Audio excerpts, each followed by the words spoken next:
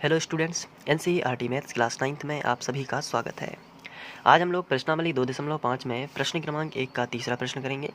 इसके पहले हम लोग पहला और दूसरा प्रश्न अच्छे से समझ चुके हैं और सर्वसमीकाएँ भी देख चुके हैं और कैसे हम इन सवालों का क्या पैटर्न है ये भी जान चुके हैं। तो आइए अब हम तीसरा प्रश्न करते हैं। तो इसे अलग से लिखते हैं। तो यहाँ पर हमने सबसे पहले तीसरा प्रश्न लिख लिया। अब इसमें यदि आप ध्यान से देखें तो पहला पद और पहला पद समान है लेकिन दूसरा पद अलग अलग है। तो पहला पद जो समान होता है उसे हम x मानते हैं और जो दूसरा पद अलग अलग होता है उन्हें a और b मानते हैं। तो हम इसी तरीके से करेंगे। तो यहाँ पे हम लिखेंगे माना जो समान है उसे हम x मान लेते हैं। तो x बराबर क्या है, यहाँ भी 3x है, यहाँ भी, तो ये समान है ना, तो 3x होगा x का मान। अब a का मान कितना होगा, a का मान है 4 और b का मान -5। अब हम सर्वसमीका लगा देंगे। तो सर्वसमीका क्या होती है, हम लोगों ने इसका अध्ययन पहले वीडियो में किया हुआ है। x + a और x + b बराबर x² + a + bx + a × b, यही होती है ना सर्वसमीका।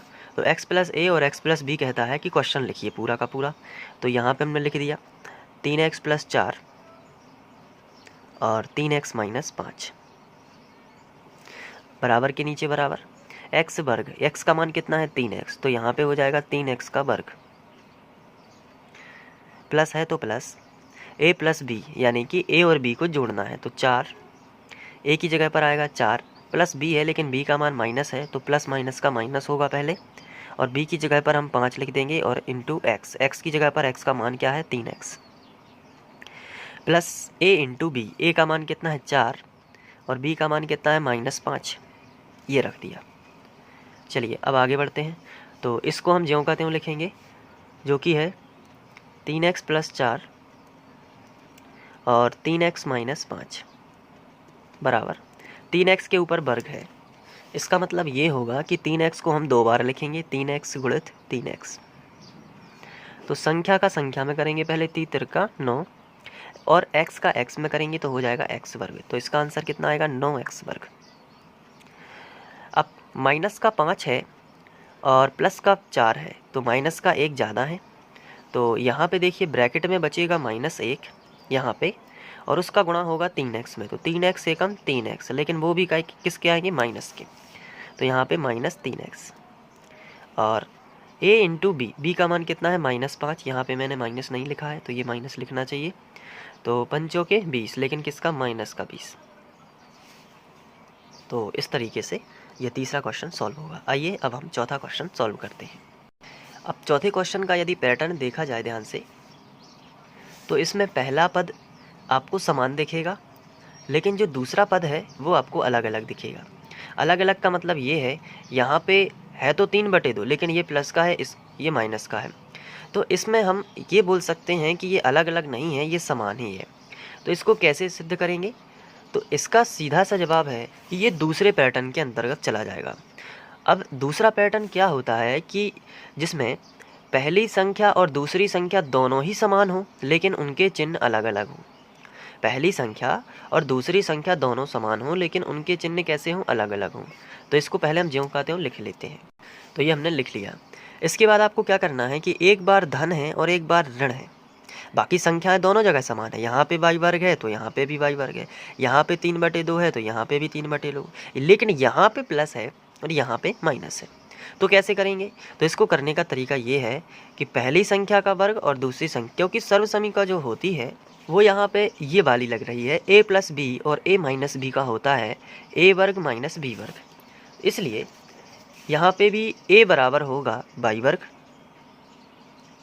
और b बराबर होगा 3/2। अलग अलग है ना। यहाँ पे ये कौन सा पैटर्न है जिसमें पहली संख्या और दूसरी संख्या दोनों समान है, केवल चिन्ह अलग अलग हैं। तो इसको a मान लेंगे और इसको b, तो a + b और a - b हो जाएगा। इसको शॉर्ट में ऐसा भी समझ सकते हैं कि अगर दोनों संख्याएं दोनों कोष्ठक की समान है, केवल चिन्ह अलग अलग हैं, तो पहली संख्या का वर्ग कर दीजिए माइनस दूसरी संख्या का वर्ग कर दीजिए। तो यहाँ पे हम सर्वसमीका लिखेंगे, थोड़ा यहाँ पे डिटेल से समझ लेते हैं पहले। सर्वसमीका क्या होगी, a + b A minus B बराबर होता क्या है, ए वर्ग माइनस बी वर्ग। ये सर्वसमीकरण लगेगी। इसको थोड़ा आपको ध्यान रखना है कि कौन सा पैटर्न है ये। ए प्लस बी यानी वाई वर्ग प्लस 3/2 और ए माइनस बी यानी कि वाई वर्ग माइनस 3/2 बराबर ए वर्ग। ए का मान कितना है, वाई वर्ग। तो वाई वर्ग ए का मान है लेकिन उसका भी वर्ग है, तो यहाँ पे ए का वर्ग अब होगा ए का वर्ग, क्योंकि ए का मान तो वाई वर्ग है, इसे ए माना है, इसे बी माना है, तो ए का मान तो वाई वर्ग है लेकिन उस पर भी वर्ग लगा दिया, माइनस बी का मान कितना है 3/2। तो यहाँ पे बी का मान रखा 3/2 और उस पर भी हमने क्या कर दिया, वर्ग लगा दिया। अब इसको सॉल्व करेंगे तो आंसर आएगा, तो 2 की घात और 2 की घात जुड़ जाएगी तो यहाँ पे गुणा होगा, तो 2 दूनी 4 माइनस 3/2 के ऊपर 2 की घात है तो इसको 2 बार लिखेंगे, तो 3/2 गुणित 3/2, ऊपर ऊपर का गुणा करेंगे, तीतर का 9, नीचे नीचे का कर देंगे, 2 दूनी 4, तो कितना आएगा 9/4। तो यही आंसर आ जाएगा। तो आपको एक बात याद रखनी है कि जब दोनों संख्याएं दोनों कोष्टक की समान हो, केवल उनके चिन्ह अलग अलग हो। यहाँ पे क्या था पहले क्वेश्चन में, और 1 से लेके 3 तक का क्वेश्चन का जो पैटर्न है वो अलग है। वो अगर ध्यान से देखा जाए कि पहले कोष्टक की पहली संख्या और दूसरे कोष्टक की दूसरी संख्या बस समान है, लेकिन उसके बाद दूसरे नंबर की अलग अलग है, लेकिन यहाँ पे दूसरे नंबर की भी मैच कर रही है। यहाँ पे देखिए 3x, यहाँ पे चौथे क्वेश्चन में पहले नंबर की भी संख्या समान है और दूसरे नंबर की भी संख्या समान है, तो इसमें क्या होगा, दोनों समान संख्याएं हैं लेकिन केवल चिन्ह अलग अलग हैं। यहाँ पे भी समान ही संख्याएं हैं, केवल चिन्ह अलग अलग है। जब हम इसको अभी करने वाले हैं तो ये भी उसी तरीके से होगा जैसे कि चौथा प्रश्न हुआ था। तो जब समान संख्याएं हैं और चिन्ह अलग अलग हैं तो ए वर्ग माइनस बी वर्ग हो जाएगा। चलिए 5वां क्वेश्चन करते हैं। तो सबसे पहले आपको यहाँ पे क्या करना है कि ए बराबर मानना है 3 और बी बराबर आपको मान लेना है 2x। तो ए और बी अलग अलग हैं, क्योंकि यहाँ पे ऐसा इसलिए है क्योंकि दोनों संख्याओं, दोनों कोष्टकों की संख्याओं में कोई अंतर नहीं, केवल प्लस माइनस का फर्क है। तो a माइनस बी और a प्लस बी हो जाएगा। तो सर्वसमीकरण लगेगी a माइनस बी और a प्लस बी, चाहे आप प्लस आगे लिख दीजिए चाहे माइनस, उससे कोई फ़र्क नहीं पड़ता, उसका आंसर आता है a वर्ग माइनस बी वर्ग। तो a का मान कितना है 3, तो 3 का वर्ग हो जाएगा, और b का मान कितना है 2x, 2x का कितना हो जाएगा वर्ग। तो 3 का वर्ग होता है 9 और 2x का वर्ग हो जाएगा 4x वर्ग। क्यों, क्योंकि 2x गुणित 2x करना है, तो संख्या का संख्या में करोगे 2 दूनी 4, x का x में तो x स्क्वायर, तो ये हो जाएगा 9 माइनस 4x वर्ग, ये आंसर हो जाएगा। और यहाँ पे आप क्वेश्चन ही लिख सकते हैं। तो यहाँ पे प्रश्न क्रमांक 1 समाप्त होता है। आप इन्हीं 5 प्रश्नों को पहले सीख लीजिए, अच्छे से इनकी प्रैक्टिस कर लीजिए, इसी के आधार पर अन्य प्रश्न भी करिए और उदाहरण भी करिए, इसके बाद ही आप आगे बढ़ें।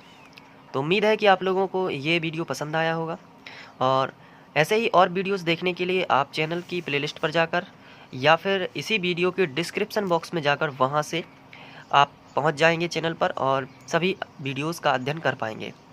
तो मिलते हैं अगले वीडियो में। Thank you.